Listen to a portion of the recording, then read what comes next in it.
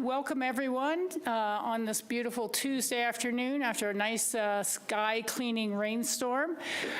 Today is August 26th, and you've tuned in or are in person attending the Aspen City Council regular meeting. Nicole, will you call the meeting to order and call the roll? Councillor Benedetti. Here. Councillor Doyle. Here. Councillor Guth. Yes. Councillor Rose. Here. Mayor Richard. Here. Thank you very much. We have no scheduled public appearances today. We will go straight to citizen comments and petitions. Do we have anyone here to speak to council this evening? I see one. Come on up, Francis. Please just identify yourself for the public record, and we appreciate you being here. I appreciate being able to have a voice here at City Council. I'm Francis Stuckins, 38-year resident, no, 39 at this point. I really appreciate, and I know I only have 3 minutes. I read in the Daily Mick Ireland's thing about going gonzo, about the entrance to Aspen. And that really struck a chord with me. I just got published on Substack with a gonzo story, a couple things about Aspen and Hunter Thompson, but that's book adjacent. I'm still writing. And let's see, last month in the paper was, and I think it was both papers, a man that was drunk accosted some people, a mother and a daughter at a local bar. And that was all on camera and stuff like that. I don't know if he's in trouble or if he got sent to jail or anything, but I imagine that that wouldn't happen with a cannabis consumption lounge. We'd be talking about ideas and stuff like that. Just an analogy for that kind of thing for the Aspen Teapot. I don't know where it would be. The second thing I'd like to talk about is Yogi's. Is still empty. I don't know how that ended up with it being a city-owned facility.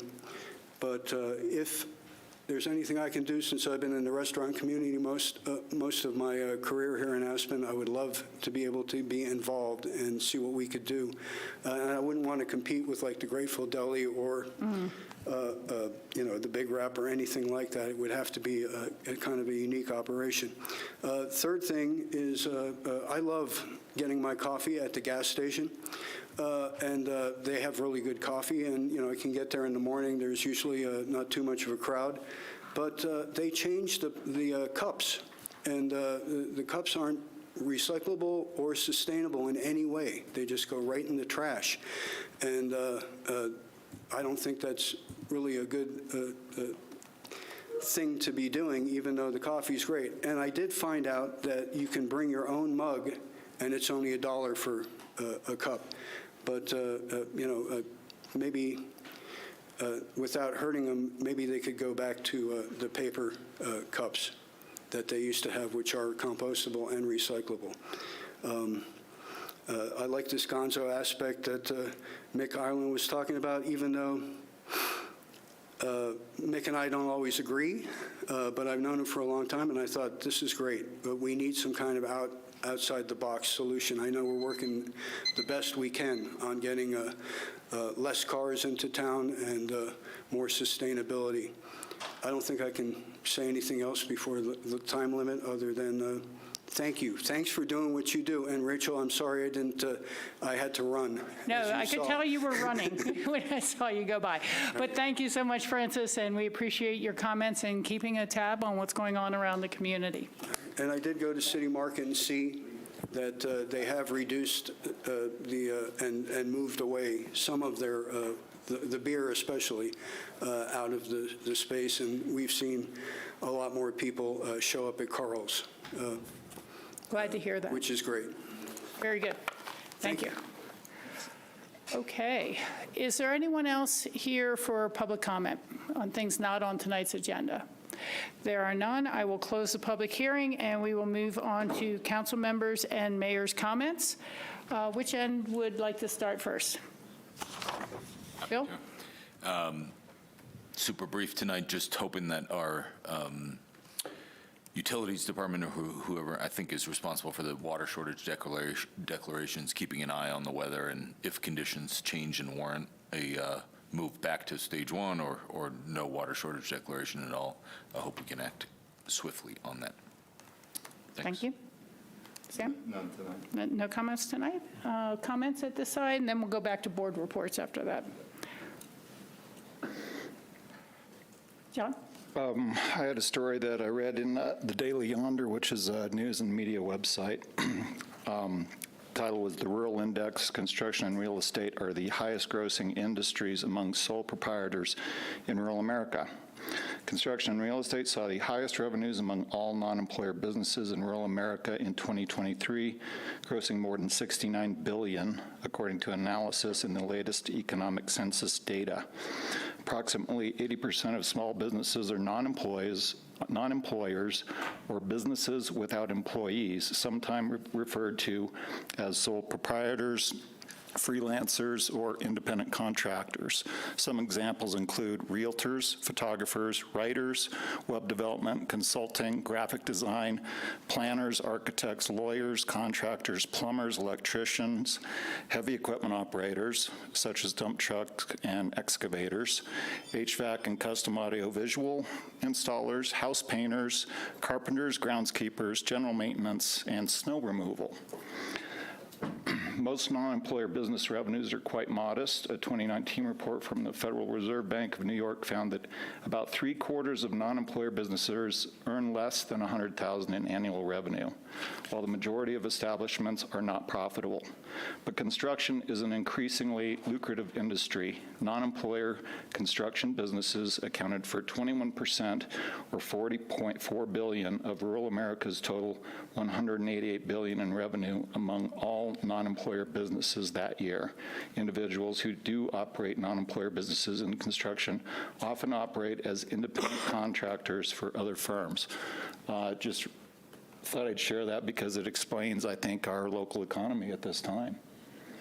And our traffic. And our traffic, exactly.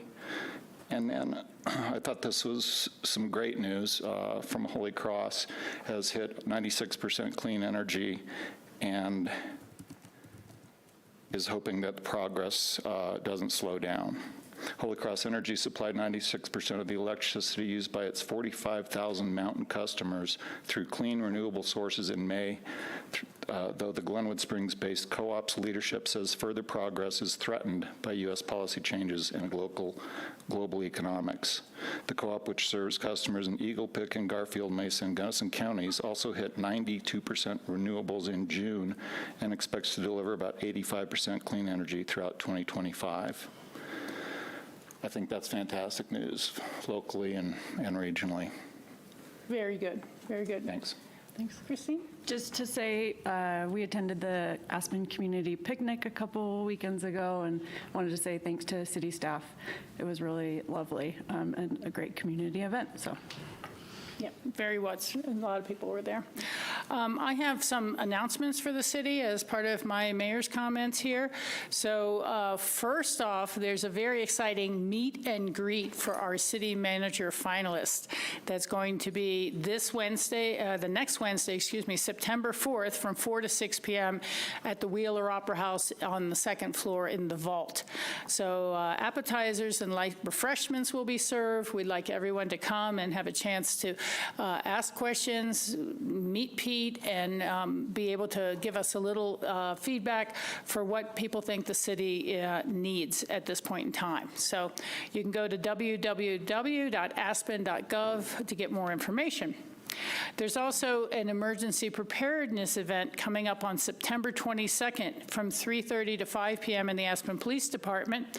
In conjunction with community partners, we're going to be hosting an emergency preparedness event called Ready and Resilient. And seeing all the recent wildfires surrounding us in Eagle and La Plata trailhead over there in Lake County and Meeker, it's critical for people to really know what it means to have a go bag ready, what you need to have for a family evacuation plan, where your meeting points are afterwards, and things like that. So this is an extremely dry year, and we're susceptible to wildfires wildfire here at home. So please attend the September 22nd, 3:30 to 5 p.m.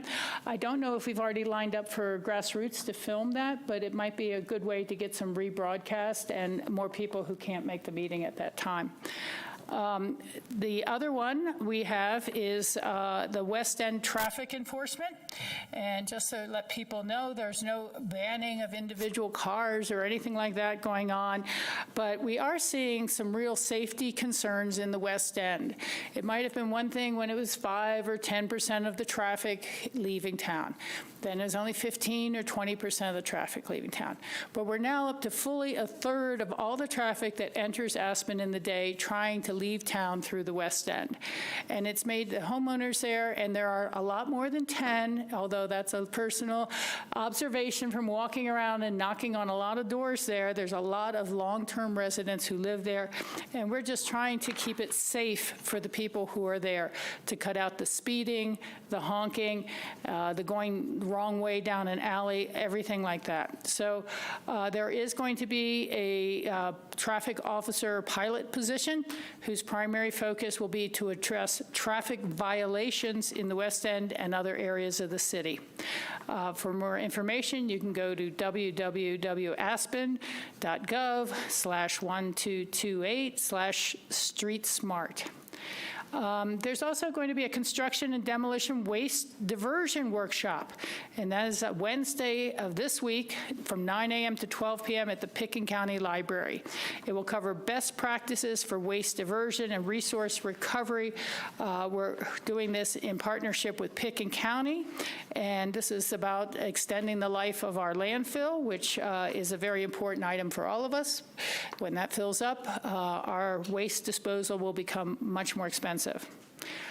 It's important to note that the Rio Grande Recycling Center will be closed for repaving. This will happen Monday, September 1st through September 8th. So you'll have to hold your recyclables at home a little longer. We're advised to drop off any materials at the county landfill if you can't hold them until the repaving is completed. So that is the first week of September. The Rio Grande Recycling Center will be closed. There's a couple of other announcements here. The Wheeler Opera House education and outreach season has begun. They are expanding free student matinees and workshops to reach 3,000 students across the Roaring Fork Valley. This is supported by the City of Aspen Real Estate Transfer Tax, and the season will feature adventure lectures and storytelling from a great number of speakers, science comedy, and multimedia artwork.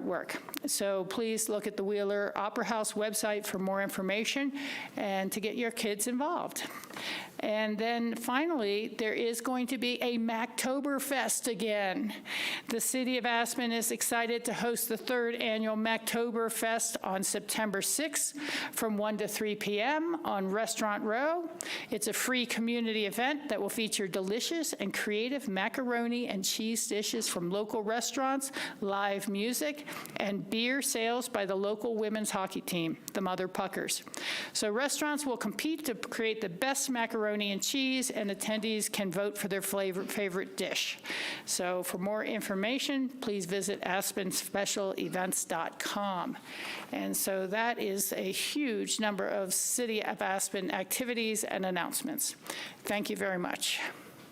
We will now go on to agenda amendments, and I would simply like to note that our agenda was amended to add an executive session this evening, and that's the only agenda amendment since it was first posted online. Nothing else has been amended, and we do not need a motion to do that because it was posted. Thank you. Now we would go to city manager's comments. Nothing for tonight. Oh, come on, Pete, you can come up with something. Looking forward to a meet and greet. Okay, looking forward to the meet and greet. Thank you very much. And now we will go to board reports, which, who would like to go first on that? Sam. Just a Nordic Council update, and everyone received this on August 21st, but in Nordic Council we talked about asking for budget support for snowmaking out at the municipal golf course, and to combine it with the planning going on there for the golf upgrades and the potentially tennis upgrades. So we all got a letter from John Wilkinson on August 21st, and that is the main update from Nordic Council. Well, thank you for that. Appreciate that. Bill? Nothing for me. Nothing today? Yeah, go ahead. John? And John and I both went to the Colorado Association of Ski Towns meeting. I think, John, if you want to cover that well, or most of it, and I'll fill in anything else I... Okay, I was going to start chronologically. I neglected to mention at the last council meeting that several of us at this table attended a Sister Cities Function fundraiser out at Snowmass Town Hall, which was very well attended and I think pretty successful at raising some funds. Christine and I attended an Aspen meeting on August 20th. We voted to approve an appropriation of $195,000 for a mobile home in Woody Creek, and also adopted the 25-26 APSHA work plan. There was a presentation on capital reserve studies, 50 eligible HOAs, of which 27 participated. There are 387 units total, and roughly 80 HOAs total. The takeaway was 13 of the 27 are in okay shape, so this was just a sample of 10% of the units, but it was fairly positive news, I would say. Anyway, my notes are it is still a problem, but it's not as bad as anticipated. Let's see. We looked at potential solutions for education and resources, some new policies and some new programs, and how can we replicate the successful HOAs, the ones with appropriate capital reserves. And success means everyone contributes to their own home's upkeep. That was a key part of that meeting. And then lastly, the CAS meeting that Rachel spoke about, there was a presentation on childcare in Estes Park. Their situation is quite a bit different than ours because they don't have a ski area to help share the burden. Aspen actually got a big shout out because of our Kids First program being started in 1991. Then we moved into, there's a presentation on destination management because of Rocky Mountain National Park's proximity. They get 4.4 million visitors to the park through Estes Park per year, or during the last year, and there's been a 44% increase in visitation in the last 7 years. So the safety of visitors and visitors' experience has diminished quite a bit. Examples are new trails being formed, human waste accumulating in inappropriate places, and water quality issues, and this was pretty interesting. They found there was a lot of caffeine present in high alpine lakes, and they traced it to human urine, which just shows you the amount of use that's going on in Rocky Mountain National Park. So anyway, they implemented timed entry, and it's worked out really well. If you enter the park between 7 and 9, I think you can get in free, and then from 9 to 2, you have to pay. They have huge parking issues in Estes Park, 2,136 spaces total, with a huge parking garage of 385 spaces. Anyway, listening to their traffic issues and visitation issues in the park, it sounded a little bit like Aspen. They also mentioned Aspen also got a shout out because of our plastic bag fee. It was referenced several times. They are also experiencing STR issues and gave us a shout out there as well for our STR programs. And let's see, Vail gave a presentation on their new housing that they're building. They have quite a few under construction, 561 units under construction right now. One development, very similar to the Lumberyard, 268 unit development, and it's actually got parking reductions built into it.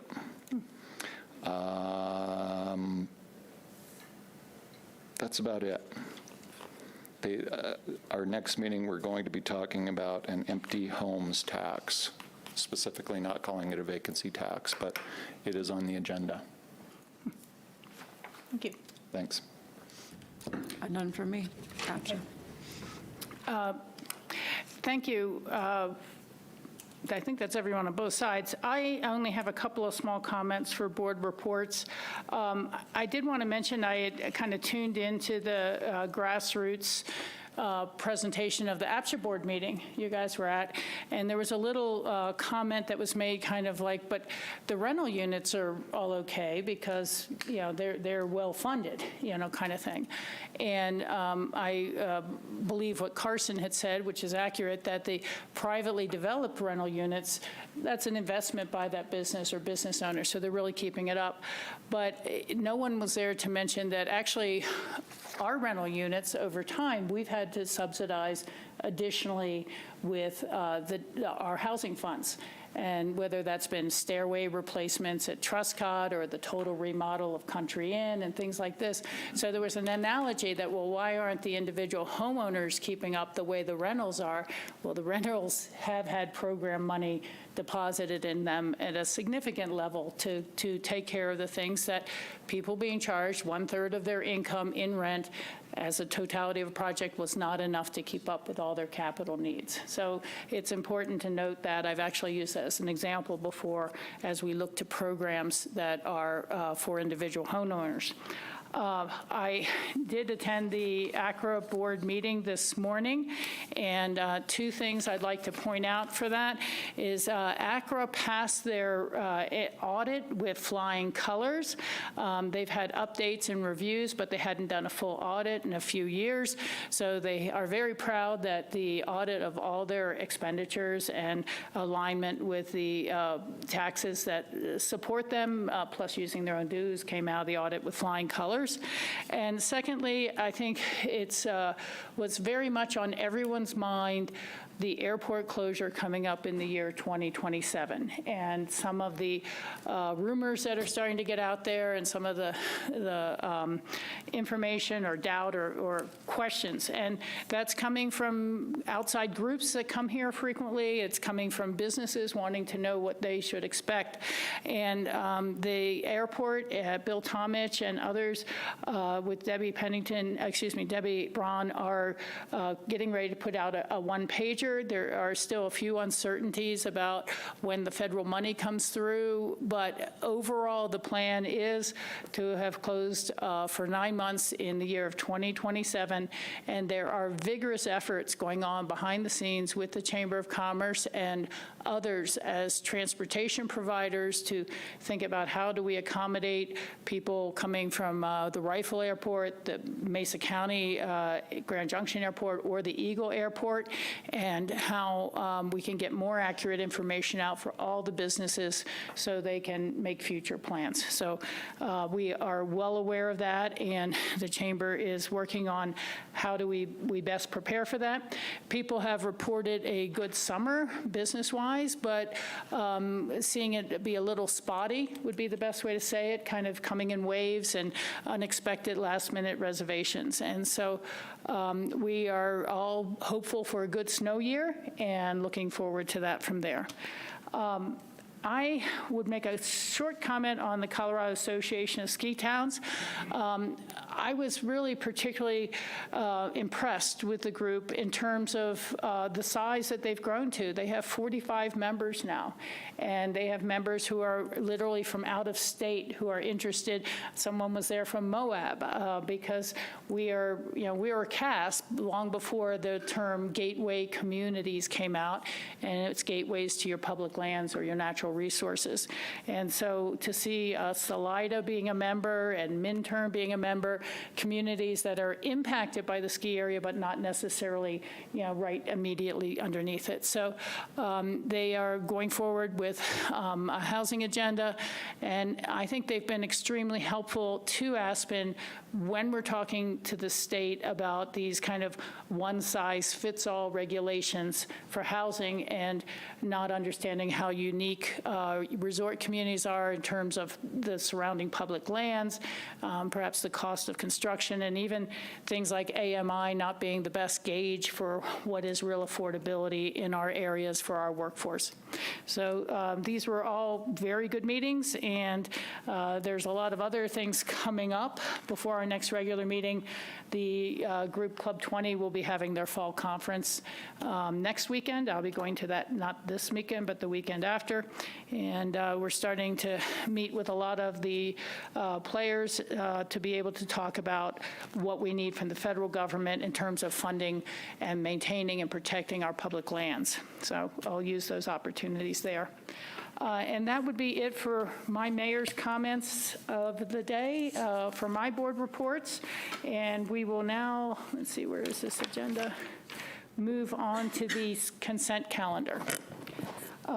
These are items that may be adopted together in a single motion. And I'd like to read through the titles of what these are, and then I'll have a little bit of discussion. So Resolution 117, Series of 2025, is a contract for the construction and installation of an emergency backup generator improvements at the Rubey pump station. And this is related to our water delivery systems that we'd like to make sure we have redundancy in case there's a power out and we can still have safe delivery of waters. The resolution number 121 and 122, Series of 2025, is a contract for repair of the Castle Creek Underpass retaining wall. We had a picture of it in our packets. It's hard to visualize perhaps for the public, but we have a wall that's kind of bowing out right into that bike trail, and it gets to be a hazard for both when people are passing each other by chance under that, or people just not realizing there's an impediment coming into the bike path. So I think there's been a little tinkering around with that before, but this is a full rebuild that needs to happen to that retaining wall for that critical bike path and pedestrian link. Resolution 123, Series of 2025, the mobile home park preservation deed restriction. I think people have been following this in the papers. We are contributing along with private sector partners and other governments to be able to secure the 2 mobile home parks within our community's workforce within the valley. I will come back to that one in one second. The other one is resolution number 126, Series of 2025, calling for and establishing the date of our coordinated elections and authorizing the city clerk to be able to execute an intergovernmental agreement with Pitkin County. This is very pro forma, procedural, so that we will be part of the county running the election and putting our ballot measures on there. And then the final item is Resolution 127, Series of 2025, Public Lands Protection. And I would just put forth as a explanation on this, this resolution is a little lengthy. It's a little detailed, but it's meant to be able to have the information already approved for when we're writing letters to our congressmen or senators, listing the facts about the situation with our public lands. It mirrors the public land support resolution that Snowmass Village passed not long ago, and that the Mountain Pack has contributed to. So those are why I thought it'd be important. It is kind of within our policy statements, but to have something that's very clear about the importance and the significance of funding our public lands. Concurrent with that, but separately, I would hope to propose to Colorado Municipal League an addition to their policy statement that all of Colorado supports our public lands and would like to see the full funding for watershed and things like that. I'm going to go back to Resolution 123, the Series of 2025, the Mobile Home Park Preservation and Deed Restriction. I think I may need to pull that so we could make a minor amendment, and I'd like to discuss that with council. What we've heard is that to get to a decent loan, they would like to ask us if we could increase our contribution by another $200,000. This resolution is written to say $3 million. It's a small incremental change. they're asking all the partners to contribute a little more to get up to a better nut for the down payment. And so I'm hoping that our council will see through with that. Again, it's a small addition. It's a tough number, but all the partners are being asked if they could put in just a little more to get the total down payment, I think, up to around $16,000. So I would need to pull that to make that amendment to that resolution. If, 16 million. yeah, didn't I say? 16,000. I meant 16 million. Otherwise, we wouldn't be asking for 200,000. But just so you guys know that, let me see, is there a motion to approve 117, 121, and 122, resolution number 126, and resolution 127? And then we would come back to the mobile home park for more discussion. So moved. Okay, is there a second? Second. Okay, it has been moved and seconded. Could I request that we Pull another one? talk about 127 briefly? Okay, Thanks. yeah, well, let's, would you mind, well, let's have the conversation now and leave the motion on the Sure. table. if That's okay. Go ahead, Bill. Firstly, I'm totally in support of the spirit of this and agree with it. Couple of questions. In the resolution itself, the third page talks about, in statement number 1, it says, expresses its strong support for the continued federal management and stewardship of public lands within the city of Aspen and Pitkin County, Colorado. We should say surrounding. Yeah, I don't know that we have any No, federal not, or federal public lands within the city. well, we of do at the Aspen. Forest Service Station. Yeah. What's that? Yeah, I suppose that's right. I didn't think And there about that. certainly is BLM land kind of mixed in, like the water tower that we have on Red Mountain is on Bureau of Land Management land Got it. Okay, so I think, yeah, maybe we say within and surrounding. and surrounding.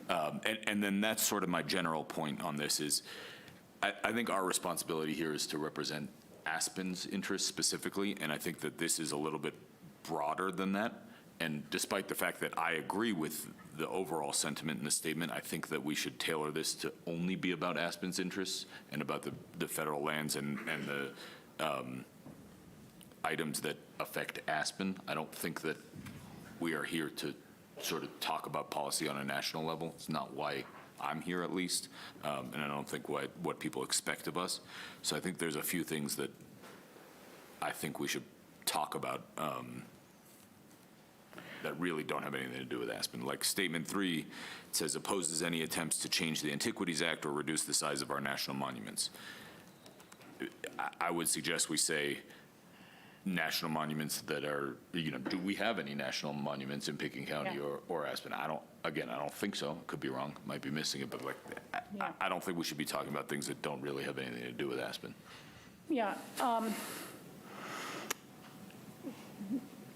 Let me see if we could pull that from the motion of approval for all the others and then have individuals discuss how they feel about it. I personally feel that it's kind of in league with the other communities that are facing challenges about their public lands.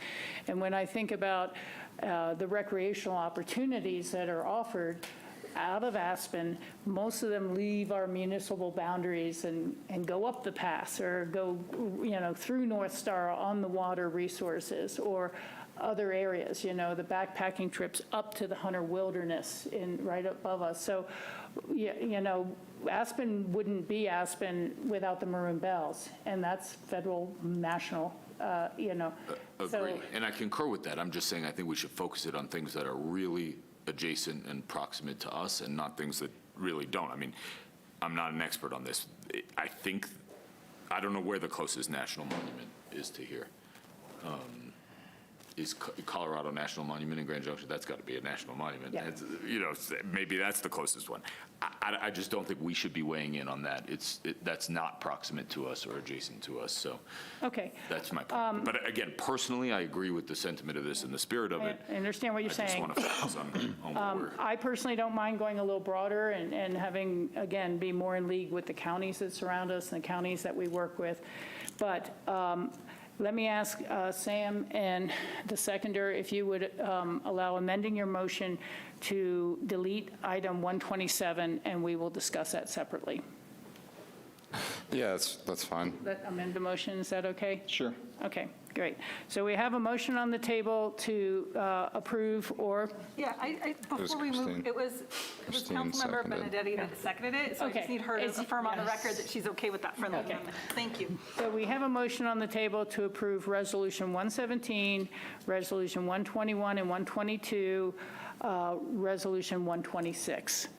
Will you call the roll, please? Counselor Benedetti? Yes. Counselor Doyle? Yes. Counselor Guth? Yes. Counselor Rose? Yes. Mayor Richards? Yes, thank you very much. Let's go back first to Resolution 123, the series of 2025, the mobile home park preservation deed restriction. I would like to see if there's a motion to amend the resolution to increase the contribution to $3,200,000. So moved with a question afterwards. Okay, let's see, is there a second? I'll second. Okay. Sam? Oh, just, I'm sure it's fine, but I turned to our finance and interim city manager and asked, can we afford it? Are we good financially? All right. I figured, Okay. due diligence. Very good, appreciate that. Any other questions from the board? Is there a motion to, wait a second, you may, I'm sorry, Motion's on the table. motion is on the table. Can you call the roll, please, Nicole? Counselor Benedetti? Yes. Counselor Doyle? Yes. Counselor Guth? Yes. Counselor Rose? Yes. Mayor Richards? Yes. Thank you very much. Resolution 123 has passed. And now we'll go into a discussion of Resolution 127. I'm sure we've all had a chance to look at it, and as I said, I thought it was a little lengthy as well, but if others would like to pull this and try to wordsmith it through and come up with something more for our next meeting, we could do that. Can I interrupt? Please. Ms. Mayor, I believe that the motion that you called for was a motion to amend the resolution as presented to include 3.2 million. Yes. So that was approved. Yes. However, I don't believe that the motion was to approve the resolution. Okay. So I'd ask Yeah, that you go thank you, back and thank you. address the approval of the resolution. Is there a motion to approve the amended Resolution 123? So moved. Second. It has been moved and seconded. Nicole, will you call the roll on that, please? Counselor Benedetti? Yes. Counselor Doyle? Yes. Counselor Guth? Yes. Counselor Rose? Yes. Mayor Richards? Yes. And thank you very much for that. I appreciate that. It gets a little confusing with the pulling and amending. So what is the sense of council? I would like to support this as it goes forward. We can revise it further if you'd like. John and then Sam. I guess I don't really see the need to make any changes.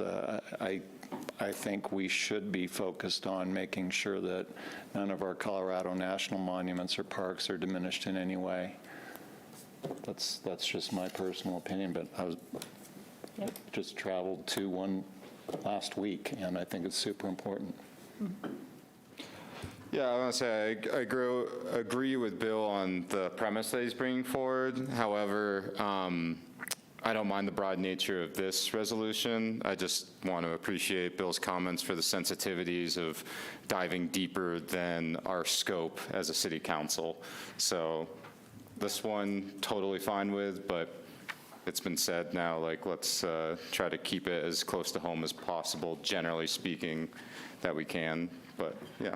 Yeah, I agree with that in general, and it makes me think about Club 20. And when Club 20 passes a resolution, they often have a lot of whereases and then get down to what, it's saying. But that's because they want to give advice to their own lobbyists and their representatives of what you can include in a letter or what would be important information to have. And I do tend to think about our colleagues in the 45 members of the Colorado Association of Ski Towns. So, we're not just protecting our own, we're saying, yes, Rocky Mountain National Park matters. Yes, Estes Park matters. Yes, your concerns with open space in Eagle County matter. And that being neighbors to Lake County, Eagle, Gunnison on the far side, it's kind of, again, showing a collegiate spirit. And, you think about where do Aspenites go for vacation come May? They go to Moab. These lands are important to all of us beyond what just is directly in the city of Aspen.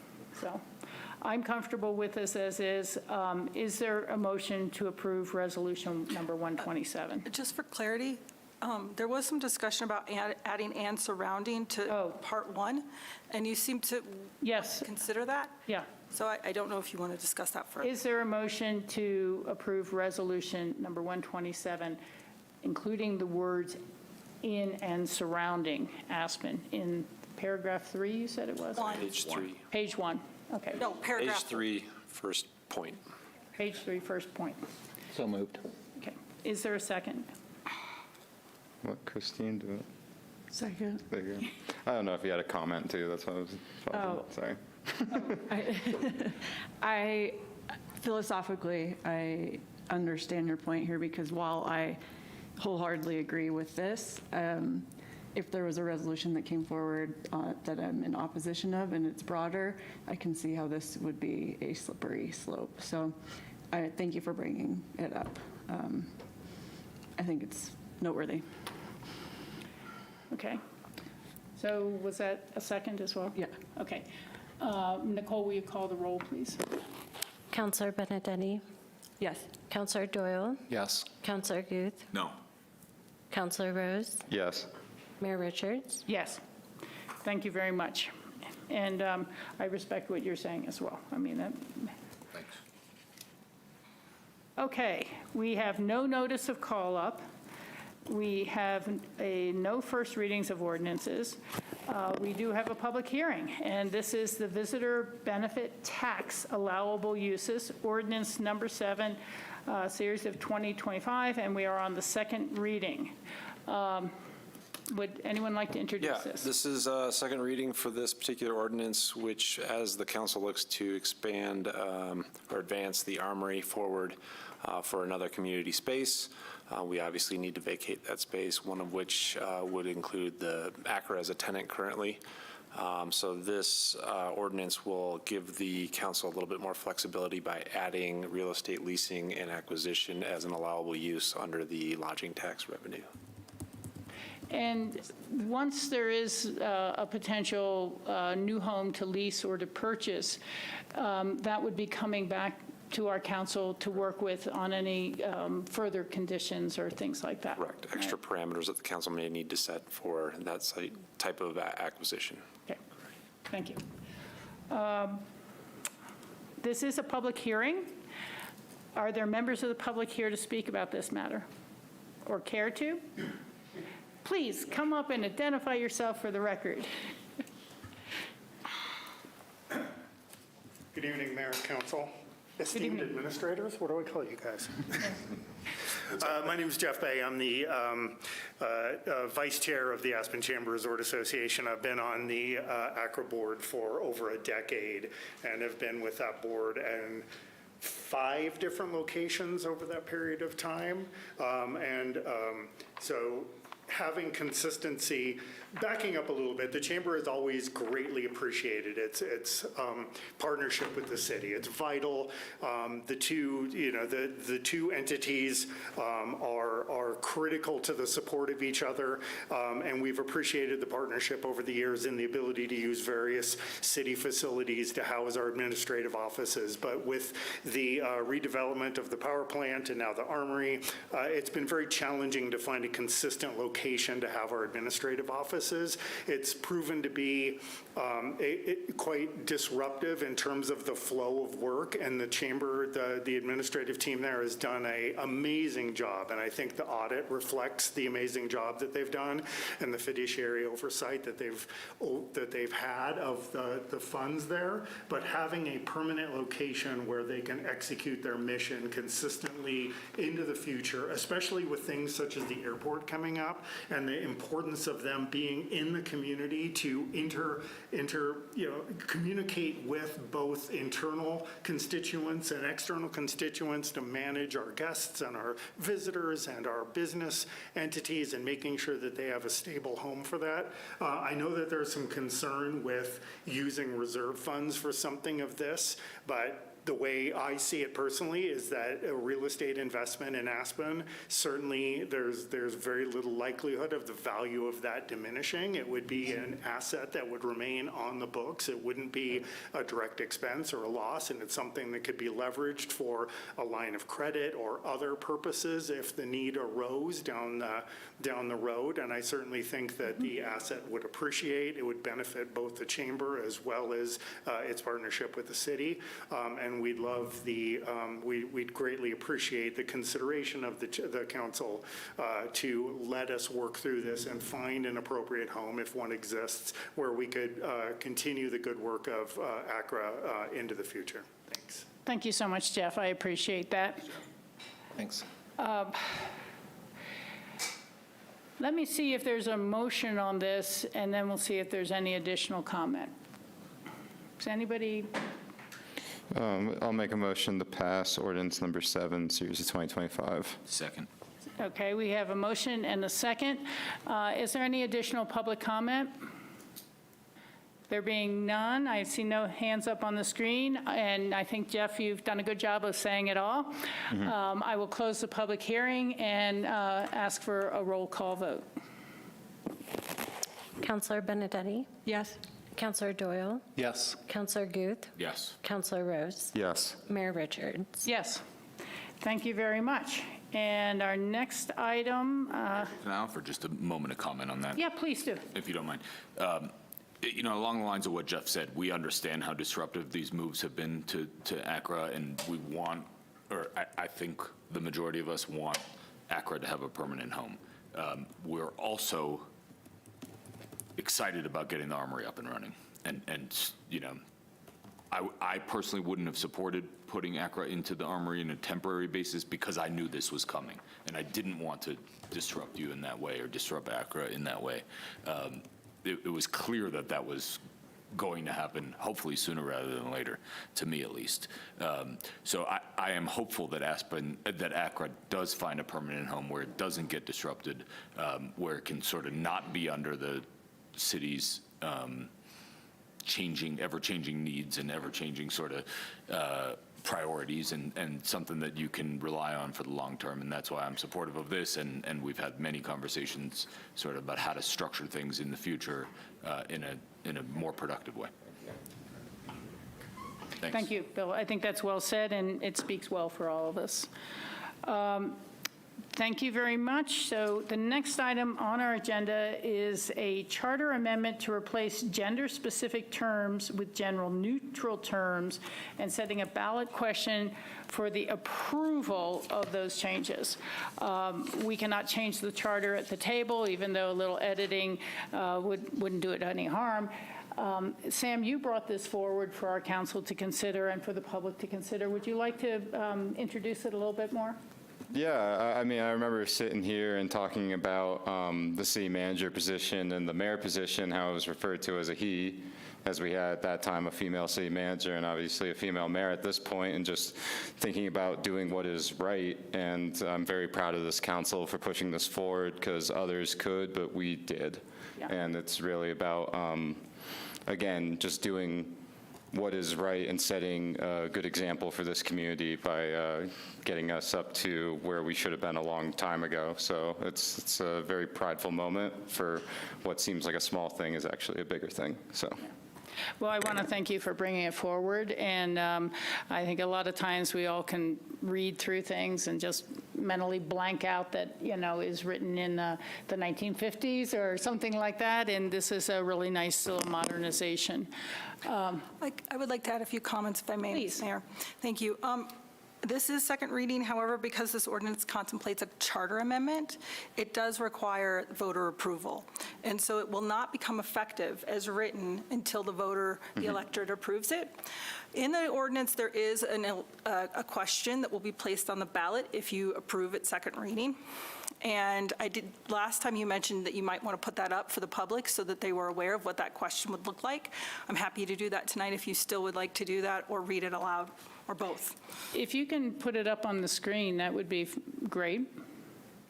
I think I can do that.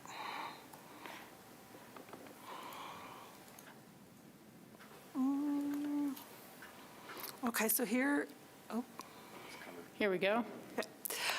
This is in the body of the ordinance. It's actually at section 26. It will be given a referendum number once the clerk, the county clerk sets the ballot.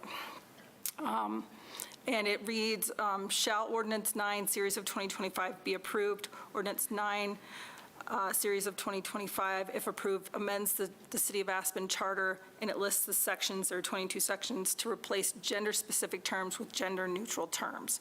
And the electorate will be asked to vote either yes or no to that question. So it's a very simple question. We will also, I think, provide the ordinance to the clerk, the county clerk, so that it's available to the public if they wish to read through it. As we've said, and it's in the memo, the changes here do not change the substance of the charter provisions. They're primarily he, him, his, she, her, have been amended to reflect they, them, and theirs. Councilmen will now be council members if approved, and councilman will be council member, and councilmen will be council members. And so there will no longer be any gender-specific terms used in the charter, just for clarity. Great. That sounds very good. Thank you for that more detailed public presentation of what it means. This is not one with a fiscal note per se, so it's not as if there would be the pro and con statements mailed out by the clerk. So it's going to be up to you and all our friends and all of us to kind of get the word out about what this one means. So, okay.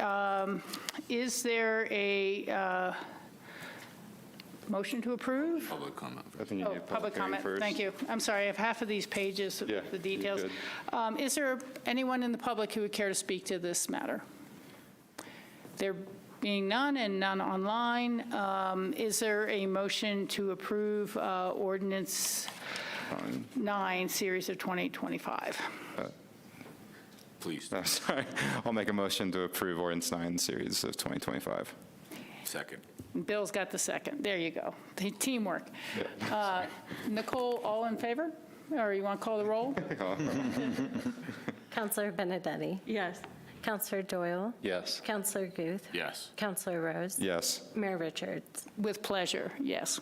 Thank you, Sam. Thank you. Okay, we now have an action item on the agenda.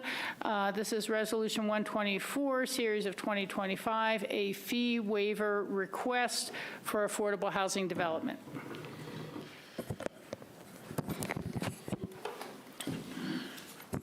Mr. Mayor and Council, good evening. Thanks for the time this evening. Joined with me at the table here is Harris Berlinski, representing the ownership, who made the request that led to Resolution 124. I'm going to just say a couple of things and then turn over to Harris for some comments from him. But I'm, representing ComDev this evening, but also representing several other development review agencies that have a role in building permit review and impact fees that sort of come out of development review processes. And so I'm speaking here as a ComDev director this evening, but certainly representing several other departments across the city. 205 West Main is currently has a Victorian home on it. Went through a very lengthy process with the Historic Preservation Commission, and then an administrative approval to approve a 10-unit affordable housing, 100% deed-restricted affordable housing project. There's a couple of apartments that are going to be going into the historic resource, and then a separate building housing the other units on the parcel. There were some design challenges that, ran into discussion at HPC that translated into a fairly lengthy process. But I will say, I think it's a really great project that I think staff has tried to advocate for as much as we could through the process, and I think it's turned into a really nice project. I think I've said this to council before. I think when you sort of line up the development review fees that come out of our complex code and the cost of doing business in Aspen and the cost of doing business for the city, that stack of review fees and impact fees can be significant. And we've talked about that before on other projects. As a consequence of that, the ownership of 205 West Main submitted a request for fee waivers that was included in your packet. I tried in the memo to summarize that, summarize the requests. The estimate figures that were provided by the ownership group, I have not verified those estimates. There's some fairly complex calculations that go into that around permit valuation and those kinds of things that lead to some of those numbers. But I think they're probably close to what they would be, but I think the numbers that were provided in the memo are reflective and probably will be in the ballpark of what those fees end up being. I will also say out of the memo that, I tried to describe some of the some of the clarity within the code as to very intentional fee waivers for 100% deed restricted affordable housing in the building permit process. Some of those numbers that we kind of waive as part of due standard process are significant and are already will be considered and applied as this project moves through building permit. And I tried to eliminate some of those. But there are requests that were made by the applicant that do give some discretion to city council, and I've kind of identified those. And then some that I do think are probably inappropriate for a request. And in the outcomes on the first page of the memo, that we identified, I think there's clear statements of support within the code of affordable housing and appropriate fee waivers that are sort of already clearly established. I do think that as council considers this evening, we do need to find balance in the budget realities of both general fund and non-general fund accounts, which these fees touch on both of those things. And I also do think that there are some of these fees and some of the discussion that happened previous to this memo that there are things that we collect fees for that are not necessarily revenues coming into the city of Aspen. And I think the one that's very clearly identified in the memo is the school lands dedication fee. It's a fee in lieu related to an alternative to actually dedicating land to the school district when development takes place. So we tried to, staff took a fairly complex request and tried to parse out those requests for council's benefit. I will say that in spite of staff's recommendation and what shows up in the resolution, it's, there's some of these that I think council clearly has discretion on, others that you may not have, and staff tried to discern those different categories of things. One point of clarity that I want to just make before I turn things over to Harris. There are a couple of fees that were recommended for council consideration that are pretty fairly described in the utilities chapter of the municipal code, the water utility investment charge and the electric community investment fee, which estimated together is roughly $150,000 in total.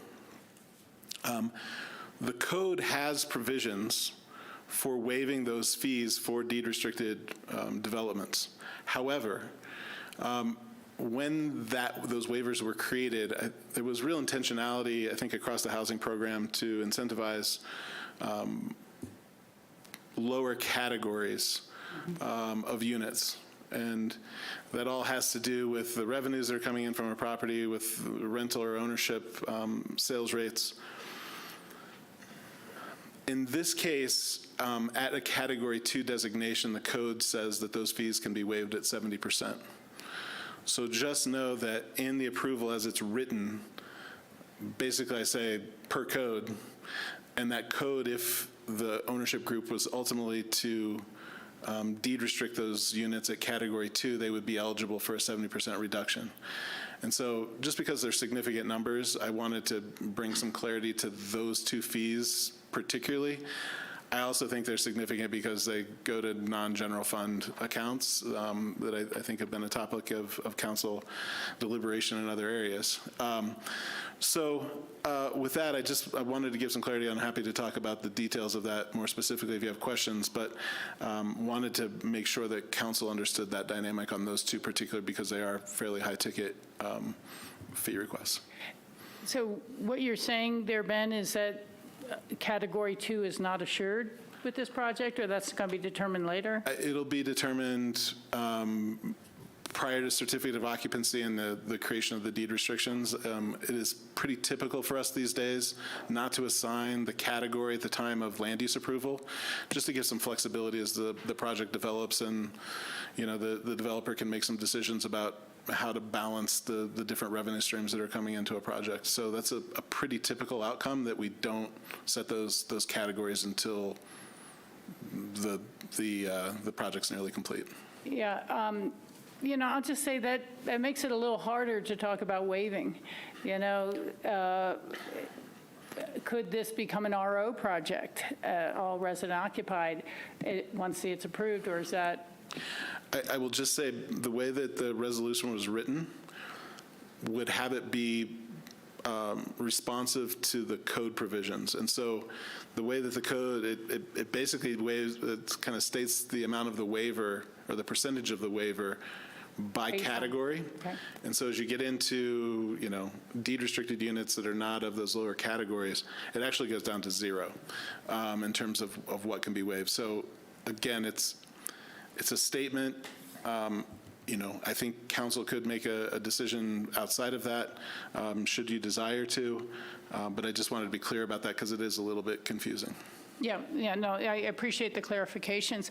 Other questions for Ben? Sam? Yeah, I was just wondering, when it comes to waiving fees, is it an all or nothing approach, or can you waive parts of fees? So the ones that are code provided, that are spelled out in Title II around 100% deed restricted, it incorporates a lot of the plans reviews fees that happen during building permit. Those are 100% for 100% deed restricted, affordable. I do think that council has discretion there in that language around those waivers. It gives the ComDev director a little bit of discretion, and it also gives council some discretion should there be a request made to you. So I do think that the intention around some of that language does give you folks discretion. So if you were to want to change percentages beyond what's recommended here, or, I think that's well within your jurisdiction. Yeah, because what percentage of this project is affordable housing? 100%. Oh, it's 100% affordable housing. I was reading it a bit, because they said that by bedrooms. Confused me.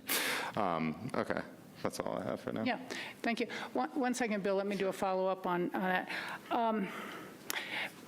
Ben, the fee waivers that are in the code, did they predate the development of the housing credit program, where you could kind of monetize the credits by selling them to someone who needed to satisfy their housing development? I think that the fee waivers for 100% deed restricted predate. They've been there for a fair amount of time. And so I think that they're there pre-Affordable Housing Certificates program. Yeah, that's kind of what, we can drill down a little bit more later, but I seem to recall in the 90s when Frank Peters and Bill Toot were on the council and housing had become a real crisis and people were starting to really stir about that, they created these fee waivers to be able to encourage the private sector to make, help make the pro forma work. But for me, I need to have a better understanding of what would the potential sales prices to the tenants be, should they be ownership, plus what are the housing credits selling for on the market now, to know whether, we were just talking last night about raising our water rates up by 15%, and then to waive a project over here that we don't really need the money in that fund is more of a challenge for me. particularly, and I understand that in taking the risk, you know, as a developer, there needs to be a profit incentive as well, but I'm not sure that, I don't want there to be a windfall between the fee waiver program and the housing credit program and the sales price of those units. Yeah, just a couple of points of clarification on that. The project at this point, not that it couldn't change later with a simple condominiumization of the units, but it's my understanding it's intended to be a rental project. Okay. And then They were mentioned, housing credits were mentioned in the memo. So I think those are distinct issues. So I think that them being rental units doesn't necessarily preclude it from pursuing affordable housing credits. So if it's a rental project, it can still pursue the affordable housing credits. I will also say, just based on the number of bedrooms that are being proposed and the current layouts of the units, we understand it to be just over 26 FTEs worth of affordable housing certificates. The value of those ultimately will be determined based on the category of the deed restriction on those units. But conservatively, you're talking roughly, at a Category 4 designation, let's say, roughly $360,000 per FTE. So not an insignificant revenue stream coming in from the affordable housing certificates, potentially. And the price of those credits go up the more the unit level goes down? That's correct. It's inverse. Okay, And that's so what I at thought. Category 2, the value of each of those FTEs is north of $400,000, $430,000, I think, $430,000, $440,000, $440,000. Thank you, thank you. Other board member questions at this time for Ben? Bill, there you are. Some of them might be Pete and Kate questions too, but first one is something probably not relevant to this hearing, but I'm curious about, and maybe we could get some info on back. School land dedication fee. I think the way that fee is written is that's intended for the school district to acquire new lands for school development. I don't know when that's happened. No, that's not my question. I don't know if and when that's ever happened in Aspen, and so I'm curious to know, like, are we accruing a liability on our books by continuing to collect this? Is there some obligation to return that money if it's not used to acquire additional land for the school district? And should we be mindful of that? I would love the school district to acquire more land. I don't know that that's in their books. I don't know if some of the housing stuff that they're doing counts towards that or not, but I'd just like to be mindful of, these are significant dollars that we've been collecting on their behalf. And so I think that we have a role in it and would like to understand that and make sure we're doing it intelligently. Yep. So I don't think there's anything to sort of answer on it today, but I think some thought and response needs to go into that from my perspective. Please.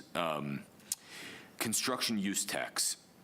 Ben, I thought you had a thoughtful explanation on there, but given that this is a tax and not a fee, my very novice understanding of taxes is the only people that can avoid taxes are nonprofits. Yeah. I don't know how we could legally waive a tax So as opposed to a fee. my opinion on that is that the code actually says that the city cannot waive a tax. Again, that's established by the voters under Tabor. I don't think you have the authority to waive who is not subject or who is exempt from that tax unless it's built into the legislation, which in this case it is not. Thank you. Wanted to make sure we had clarity on that.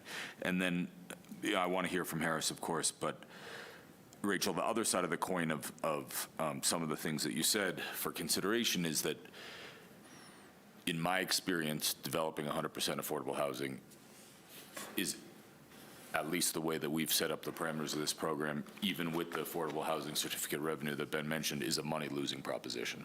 There is no way to make money on it at all without the benefit of selling some free market or renting some free market or a commercial space that you can rent or sell, or it being associated with a larger development project. This is a money-losing proposition, period. Like, there is no way to pencil this. As we well know from the cost of development of the lumberyard, the development costs of one FTE are significantly more than what these certificates are worth, right? And so I think that's key to the way that I'm thinking about this, because I think that if there is a private developer who's willing to create this housing where there isn't that housing today, then we should do everything we possibly can to supplement it. I think it's a relative drop, or, a proverbial drop in the bucket compared to the total development cost, but I'm totally supportive of doing everything we can. And to me, it doesn't really matter what category it is, because it's deed restricted housing that's for full-time workers in our community. And that's sort of the way that I'm thinking about it. Thank you. In my experience, there's no way for someone to profit off of this in a 100% affordable project scenario. Thank you. Other board member questions for Ben on his presentation, or the general, and then we'll have you, certainly. Okay, we'll move, Harris. Hi. Just introduce yourself for the record. Sure. And floor is hear me? yours. Okay. Hi, my name is Harris Berlinski. I'm the managing director of Haymax, who's developing this project. Thank you for the opportunity to comment on our application tonight. For background, we own the Molly Hotel, which is one block east of the project we're talking about tonight at 205 West Main. If this affordable housing project gets built, Molly employees will be able to live one block from where they work and have multiple public transit options at their front door: RAFTA, Car2Go, and a new WeCycle station that we are paying to install, not to mention the walkability to the downtown core and parks and open space. We're unaware of a better employee housing location than this project. This project is 100% affordable housing, it is 100% privately financed, and it complies fully with the city's land use code. There are no variances or deviations from any aspect of the code. We believe this project should be the model that the city uses to showcase private affordable housing development. The community and city leaders have asked for more affordable housing, but little has been built recently, especially privately financed projects. The biggest incentive the city offers are certificates that are used to mitigate commercial and free market residential development, but that has not been enough to see affordable housing projects get built. For several years now, each quarter, Council has approved cash in lieu mitigation for commercial and free market developments because of the lack of certificates available in the market. When no affordable housing gets built, no certificates are created. Affordable housing projects like 205 West Main are not happening. Additional incentives are needed. Granting fee waivers, which Council can do per the land use code, are relatively low cost to the city and are an important way to help make this project a reality. 100% affordable housing at the corner of First and Main can be something special that we all take pride in making happen. Help us make it happen. Thank you for your consideration. Thank you. Let's see. So this is an action item. It is not a public hearing. We're going to bring it back for council questions to our applicant or further discussion. Should have asked Ben this, and it's because I'm too lazy and don't want to do the math. Of the ones that we could consider, not the ones that you don't recommend, Yeah. but the ones that we could consider, do you know what that adds up to, or should I sit here and do it? I'm sorry. No, I can do it real quick. Harris is probably quicker at it than I. I should have done it earlier, but 200,000. it's around 200,000. Yeah. If, and I will just say that this is an important if, Yeah. if on 4 and 5, which are the two big ticket items that I do want to emphasize are a non-general fund account, or non-general fund accounts. Right now, if they were to eventually deed restrict the project at Category 2, they would be eligible for 70%. If they were at Category 4, I think it's 0, as far as I understand. So I do think that if those are items that council has interest in giving further clarity to the ownership group, I do think that 4 and 5, if as written, the resolution keeps it per code. So set up with that contingency. Yes, Yeah. and so if council wanted to, make an adjustment to either 4 and 5, I do think that there's discretion on your part to do so. And staff does not have a recommendation on that list? You're rather agnostic about it? I would have to defer because neither one of those line items have anything to do with ComDev's budget. Okay.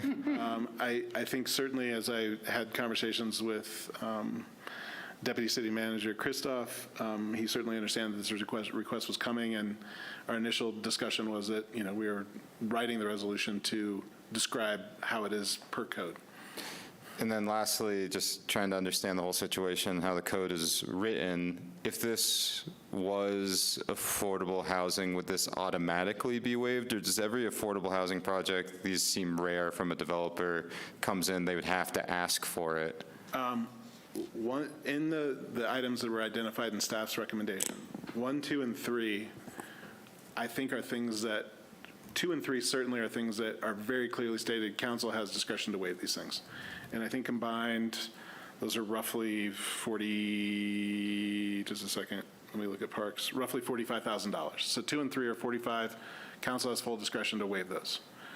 Number 3 is a fee that shows up in some construction mitigation plans. I think it certainly will be a part of this one, roughly $3,000, so you're at $48,000. 4 and 5 are the two, again, big ticket items that are there. In terms of the request, I will say that the code provisions are not particularly generous around that. And again, came from a different era when we were really encouraging lower category units throughout across the inventory, and we did that in a variety of different ways. But as is, roughly $50,000 per 1, 2, and 3, and depending on what you did with 4 and 5, either as written, it would be a 70% waiver if they were to sort of deed restrict these at category 2, which I don't think that they've landed on a decision on that yet. Got it. Can I just say something on the categories? Yeah, please. So, Ben, I don't think our approvals allow RO, right? I think that they could they have to be 100% deed restricted. We don't differentiate between categories and RO in terms of 100% deed restricted, I don't think, unless there was a specific provision within the approval, which I'm maybe missing. But in any respect, for RO, I don't believe you get any certificates. Under current code, that's correct. Right. All right. Now I'm interested in everyone else. I'm done. Thank you. Other board questions or comments? Bill? I'm happy to propose sort of what I would recommend doing, and then I Okay. can convert it to the form of a motion if I get some head nods. Yeah, let's hear what you got to say. I'm supportive of all of the 5 items for consideration that we were just talking about and Ben just went through. So items 1 through 5 under the could consider list. I would also be supportive of items 1, 4, and 5 under the staff does not recommend list. Those are the water utility hookup charge, electrical transformer, and parking fees. I think a little bit of, particularly on items 4 and 5, like perhaps those should have maximum dollar amounts associated with them, or some kind of way to define that, because, to ensure that the parking requested is reasonable and we're not giving away, 4 blocks worth of parking for construction, or, perhaps that, I think Harris estimated those numbers at $72,000, so maybe we say not to exceed $72,000, or something like that. And the same for the electrical transformer. You have up to $12,000 worth of credit. So that's what I would suggest. I don't think that we can, as I inquired about earlier and Ben explained regarding school land dedication, we can't do anything about that. City construction use tax, we can't do anything about that. So as much as I would like to, I don't think that's within our purview.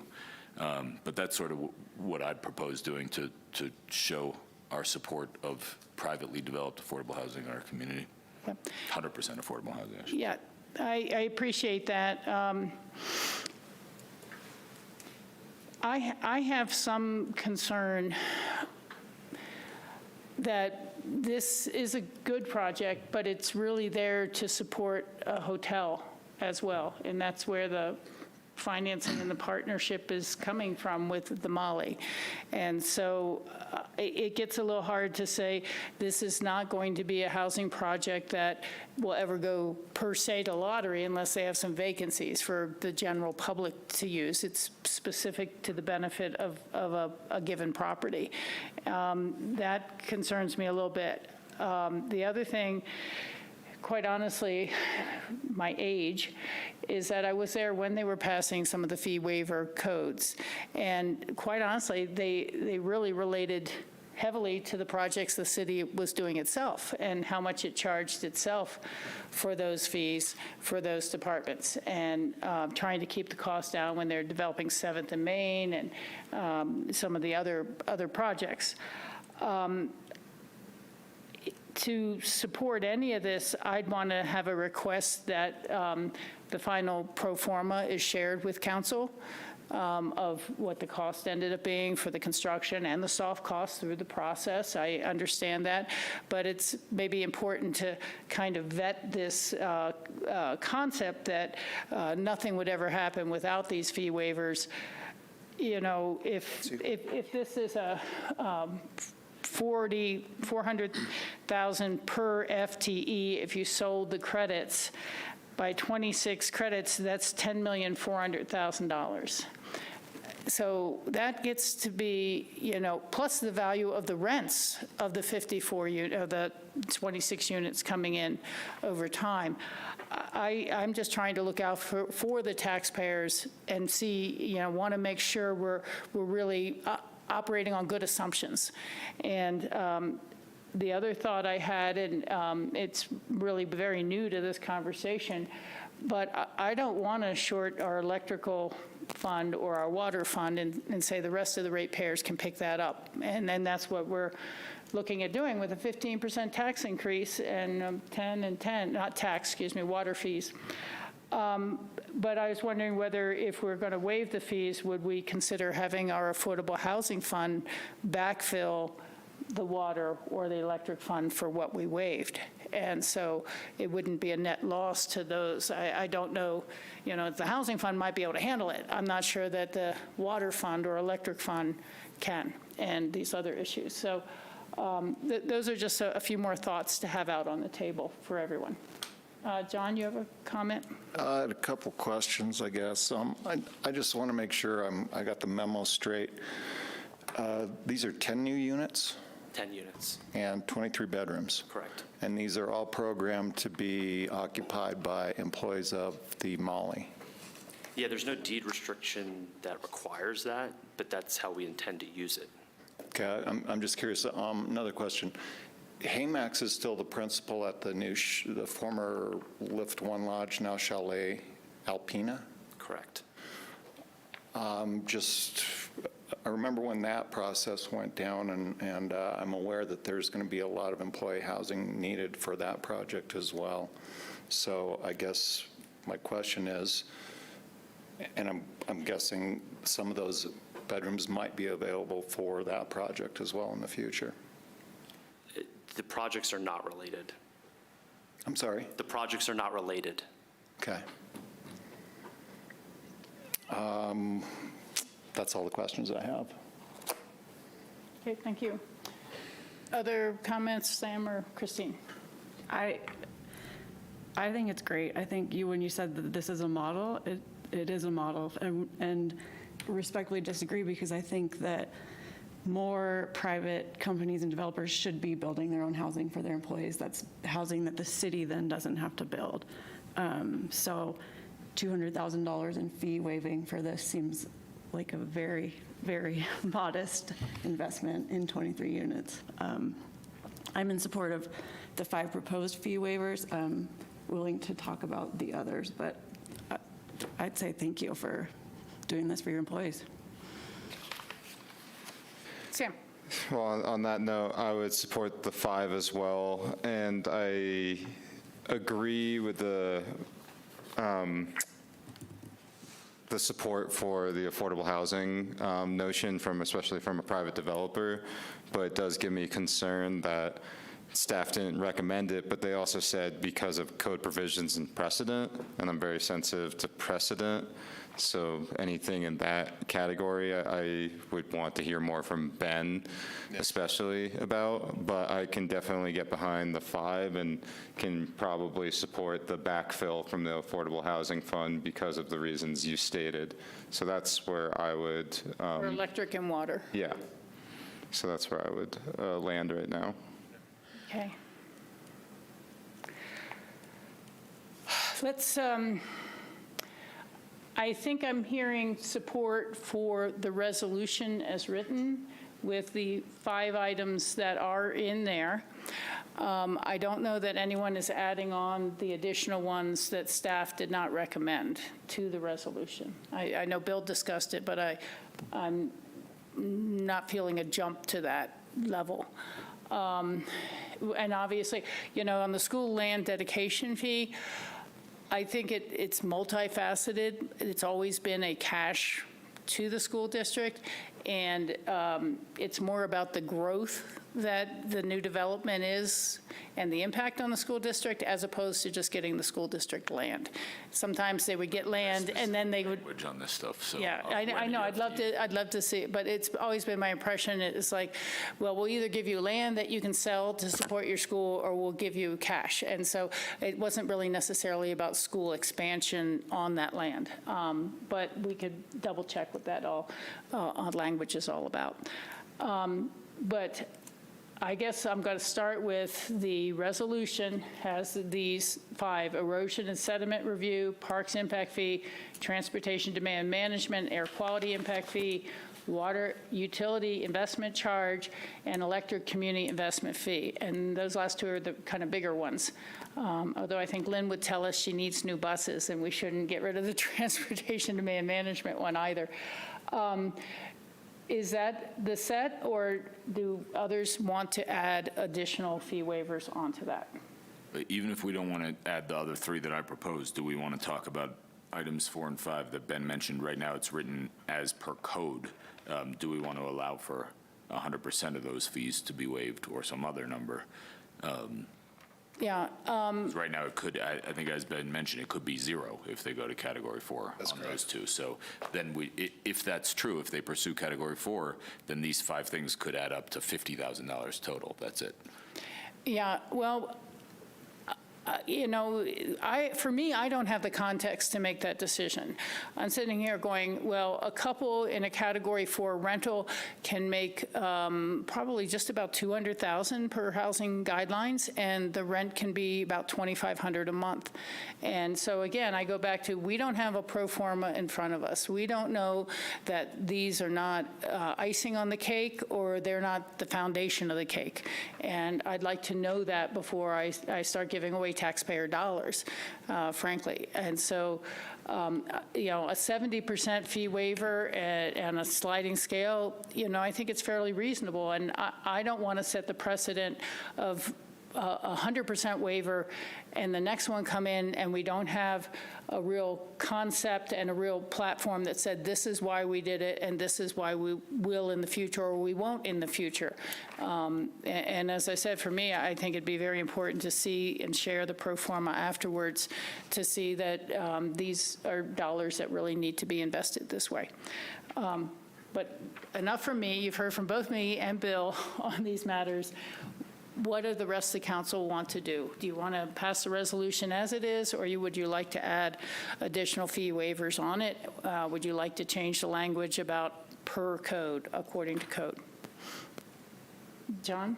I guess I'd just point out something I just thought of. As we all know, the 2 new hotels at the base of Aspen Mountain, Chalet Alpina and the Iman Group, I guess, is the other hotel. They are both going to be needing quite a bit of employee housing to be built. And as Sam pointed out, this is going to set a precedent for these future developments that are going to be asked for in the next few years. So just want to point that out. We are setting precedent here. Yeah, we are getting to a point of thinking about subsidizing the affordable housing for new growth. And that's very opposite of growth pays its own way. And to tell people their water bills and their electric bills are going to be subsidizing new growth so that we can subsidize their employees, that starts to be challenging. Sending Is mixed that not signals. the point of the credit program, is to incentivize and to subsidize part of the development costs for affordable housing? that is part of the credit program, but you're asking for something different. You're asking for waivers. And you've also said you're not sure you're going to take advantage of the credit program because you'd have to condominiumize it and then sell it. No, that's not right. Yeah, Okay. just again, to be very crystal clear, whether it is an ownership project or a rental project, anything that's 100% affordable housing that is currently category 1 through 4 is eligible to receive affordable housing certificates. So whether it's rental or ownership, both I of those apologize projects. for No, that's being okay. No, misconstrued. there's a lot of things being thrown, a lot of technicalities being thrown around right now. So I just wanted to state that clearly. Okay, thank you for that. And so I do think that there's a distinction. The credits program certainly takes a lot of staff time to sort of manage and sort of account for, but it's a revenue, it's a cost neutral thing for the city. It doesn't cost us a dime to sort of issue a certificate of affordable housing credit. And I do think that, I think in differentiating it, these are dollars that would be coming out of either general fund or non-general fund accounts. Have you done any fee waivers on any other affordable housing credit projects? Certainly the ones that are specified as already in the code, and these are not insignificant dollars, related primarily to building permit review, and a lot of dollars coming out of ComDev's budget specifically. These waivers for fees outside of ComDev's control or that are otherwise not code specified, this is a fairly novel request. Okay, so again, I appreciate that. This would be precedent-setting to add additional fee waivers to affordable housing credit programs in the future. I'm not willing to set precedent this time, and I can understand why others would want to, but I can support the recommendation that staff has made and the 5 items that are there. That's just my position. I don't know if others would like to make a motion and see where it goes, and we can try a few votes. So go with that. I'll try. I'll make a motion to pass Resolution 124, Series of 2025, with the following fees waived in addition to the ones that will be waived as a matter of standard practice. Erosion and sediment review fee, parks impact fee, transportation demand management and air quality impact fee, water utility investment charge per provisions in 25.12, electric community investment fee per provisions in 25.04, and then we'll also add and potentially retract possibility that Mayor Richards mentioned about backfilling some of these fees being waived with the Affordable Housing Fund balance. With the water utility and the electric. The water It's the only utility two. and the electric being backfilled with the Affordable Housing Fund balance from which fund were you thinking? The general, the larger, What was not it? the employee fund from the city, Okay, but there's only that's the one other one. one. 150. The 150, I just Yeah. wanted to be specific, Yeah, the yeah. 150 fund. The So 150 that would be my motion at this time. Could- See where it goes. Can I ask for some clarity on the motion? Yeah. Just to Let's see if understand? there's a second first. Yeah, Okay, Bill. thank Yeah, you. Just for some clarity on the motion. So on 4 and 5, just to be clear, per the code as stated, as we've previously discussed, or a modification to the code related to the percentage of fee waivers related to categories of units? I'm going to go with per the code as stated, unless you say otherwise, and I'm just going with what's precedent, not precedent setting, something that you said is within our purview, and not setting a new precedent from that, but I'll look at Harrison if he's got a question about what I'm... I will just, Per the code, why does it have to be in the resolution? I put it there in case there was a desire for discussion, Got it. because I do think that it is comparative to the other fee waivers that we have that are code specified. There is a policy choice that was made a long time ago about encouraging lower category units that then set that percentage of waiver. And so, again, they're here. What's here in 4 and 5 is exactly per code. I kind of put it there to have a discussion about it because I do think that on those two items, which are big ticket, of the requests that are being recommended, they're the biggest two items, and depending on where they end up landing on the categories of the units, it could be zero in terms of that waiver. And so I just wanted to be super clear and kind of call those two out, which is why they were included in the discussion. But again, just to be crystal clear. I appreciate your clarity. Can I ask you, would changing that be precedent setting? Because that's the thing I'm like most sensitive to, yeah. It would. Yeah, I mean, it certainly We'd would. be making new code. Okay. It certainly And would. I guess to Harris is just like, do you know what category you expect? Because you know what you pay your employees, and a lot of these are singles. No, we haven't this time. decided that yet. Okay. But it's not intended to be RO for sure. Yeah. And to be clear, the request that we've made is for 100% waiver, whether it's category 1 through 4. Okay. But that's the change in precedent, unfortunately. And the nuance there is that the lower categories are harder to fill these days because people are paying their employees more. Yeah, I will say that one of the provisions, and I would expect it to likely be the case of this deed restriction, if there is intention, and I think we wrote this into the approval if I'm not mistaken. We've done this with several hotel properties that had affordable housing associated with it. We recently did it for the Mountain Chalet with the 5 units that are going to be part of that redevelopment scenario that are on site, that the categories are set to set a rental rate, kind of a maximum rental rate for those units.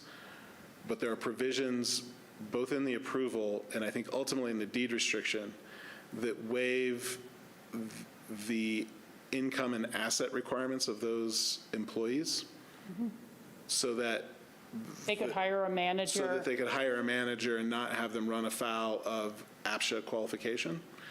And so the category really, in the case of, and I believe it's true of these units, I know it was definitely the case of the units that we just approved at Mountain Chalet, that we separated and gave specific language to separating the qualification of those employees by their income and assets, and use the category to simply describe the rents that could be charged. But those units were deliberately associated with a specific hotel property.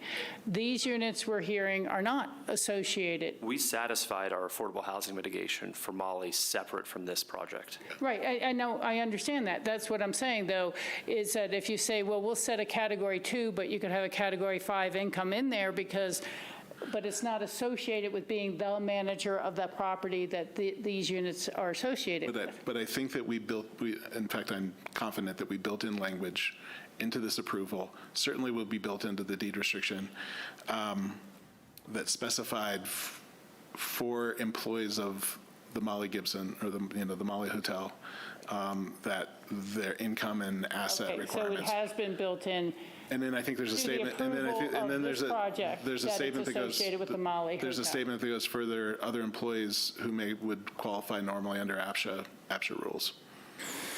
Yeah. Okay, so now we're waiving fees for the affordable housing that this hotel is building so they can run at a profit with enough employees. It's just wondering, that's the real precedent we're setting. I guess the sad thing too is, don't correct me if I'm wrong, Christine, but it's also a good thing that they're providing for their employees, because like if they don't do this, that's also a potential negative as well. I guess it's really tough, and the one thing I would turn to you, Harris, and say I'm sorry for not doing more is just if there's something like as we learn about this, because I don't think I've really dealt with this on council before. If there's something that needs to be done regarding like a full policy change, I would hope that you would write back to us saying like this was your experience and why it doesn't make sense. But sitting here now and trying to do a policy change on the fly is why I feel uncomfortable doing more than what I have made a motion to. Yeah, I mean, I'll just say 2 things. One is, if these projects were so profitable, they'd be happening, and they're not happening. Nobody's doing these projects, and there's a reason for it. They don't make money. The second thing I would say is that with regards to our employees at the Molly, free market housing anywhere in the valley is expensive, especially for our employees, and commuting from 1 hour or more away dramatically impacts their quality of life, and frankly, all of our quality of lives because of the commuting that's required. And so what we're trying to accomplish here is building a affordable housing project for our employees that is 1 block from where they live. That's what we're trying to accomplish. I applaud you for that. I think that that's great. I'm asking a question from a different point of view of, do we start to subsidize and waive these fees for all the future affordable housing for growth that has just recently occurred or is going to occur in the future? And that is kind of what we're being asked. And these are for your employees to make a successful and profitable hotel. And the cost of having those employees is something every business in this community is now facing. Do we subsidize every employee? I mean, we're going to be subsidizing the lumberyard at a very specific rate, and we're thinking about asking partnerships where those people pay in some, not that we actually subsidize them all 100% all the way. But it's a different question. I'm just reading it a little different from you. You have a lovely hotel. I wish you great success, and I'm glad you're going to have the employees. I wish that Kroger and Clark's and all these other places had built when they could have, or saw the need that is an investment, that is infrastructure. Employees are infrastructure to your just as important as water or electric to the hotel rooms. Rachel, if you don't mind, Yeah, please, go ahead. I just want to say, again, just not counter to your point, but in addition to your point of the people that live at this address now will not be taking from employees that will be living at the lumberyard, which is, I think, is a nice thing. And then on the second point of just a beautiful hotel, profit motivated, that's fine. It's, I think it'd be indicative of us to control growth potentially better through GMQS and other things, so we don't end up with more massive hotels where it's not what this community wants in a way, too. So I don't want to put down Harris for doing what most people would do in your situation. I would say it's more on us to control growth than for Harris to want to provide for his family. So Appreciate it. It's a redevelopment. It wasn't a new hotel. that too. Sorry. So many points. Thank you. It also received fee waivers for being in the small lodge program. I mean, there's lots of programs in the city that encourage certain types of development and waive certain fees.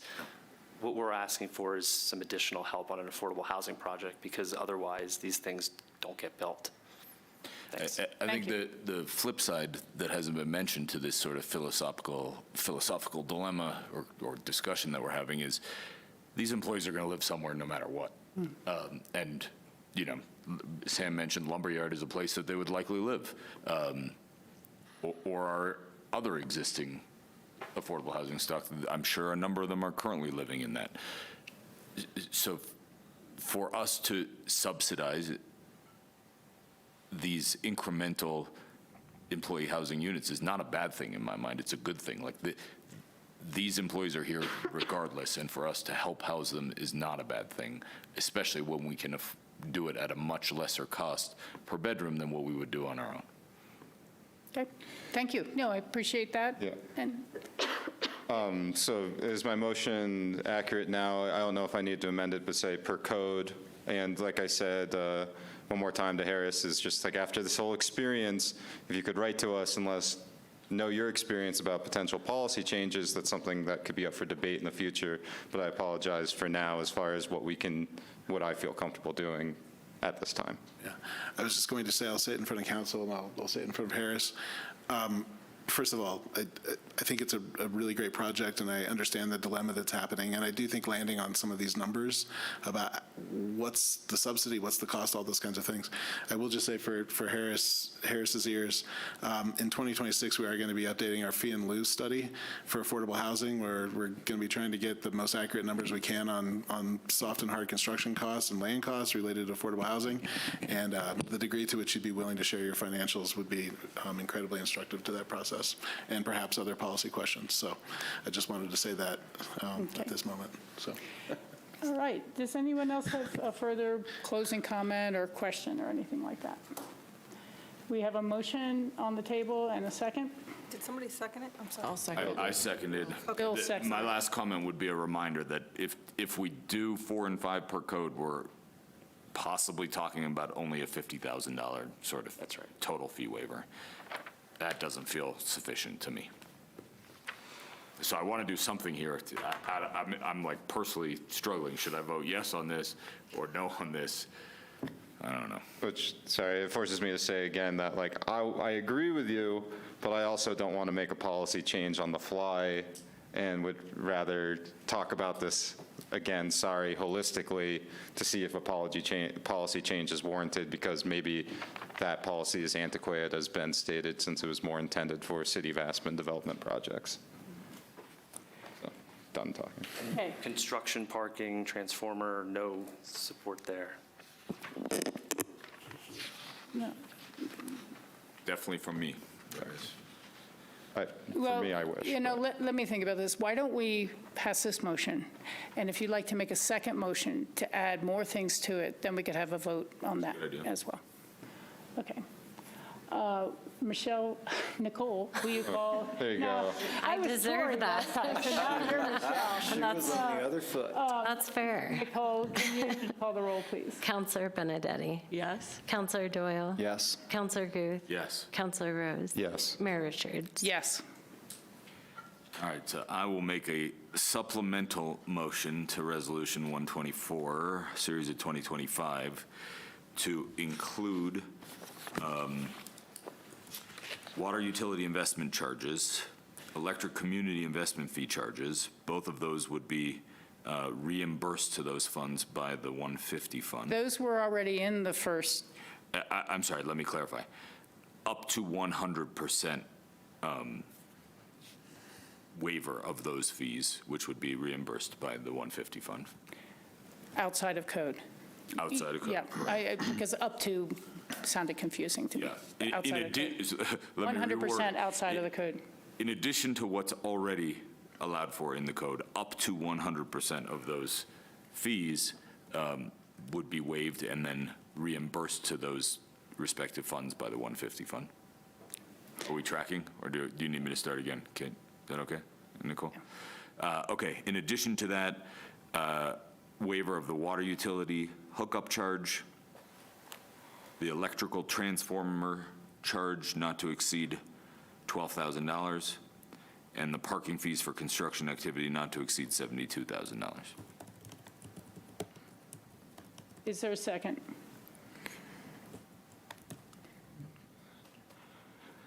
I tried.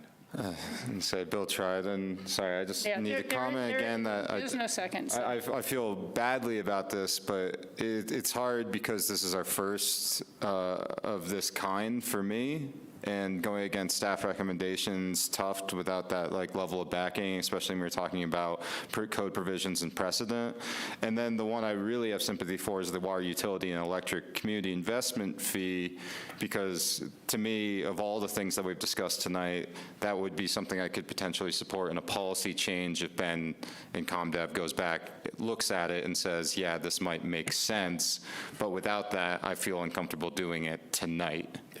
So I just really want to explain myself. I do think it would be helpful, again, because this is a discussion that involves more than ComDev. I think if council would desire some work across city departments on this topic, but that might be some good direction from council. Yeah, I think we're going to need a little more time before we start giving new direction on this. But we can all think about it and go from there. We've been loading ComDev up with a lot of new direction lately and things to work out. I think that is our last item on tonight's agenda. There has been a vote. Thank you for your work and your applying. You bring good topics to all of us to take a look at. We now will turn to our city attorney. We will have an executive session, and she will make the citations. Pursuant to Colorado Revised Statutes, Section 24-6-402, subsection 4, subsection A, staff is requesting an executive session for the purchase, acquisition, lease, transfer, sale of any real, personal, or other property interests. Subsection 4, subsection B, conferences with an attorney for the local public body for purposes of receiving legal advice on specific legal questions. Subsection 4, subsection E, determining positions relative to matters that may be subject to negotiations, developing strategy for negotiations, and instructing negotiators. Specific item of discussion is lease for property located at 455 Rio Grande Place, Aspen, Colorado. This meeting will be recorded, and the recording of the executive session will be maintained by the clerk for not less than 90 days. My understanding is if this executive session is convened, it will be an electric pass, and council will not reconvene in council chambers to adjourn. They will do so from electric pass. Thank you. Thank you. Would someone like to make a motion to go into executive session per the citations of our attorney? So moved. Second. Okay, we'll give that one to John. Okay. All in favor? Roll call. I'm sorry, I'm just seeing if everyone just says yes. So that was a county thing. Nicole, will you call the roll, please? Counselor Benedetti? Yes. Counselor Doyle? Yes. Counselor Youth? Yes. Counselor Rose? Yes. Mayor Richards? Yes. Thank you very much. Appreciate that. Thank you, Grassroots TV. We appreciate your service.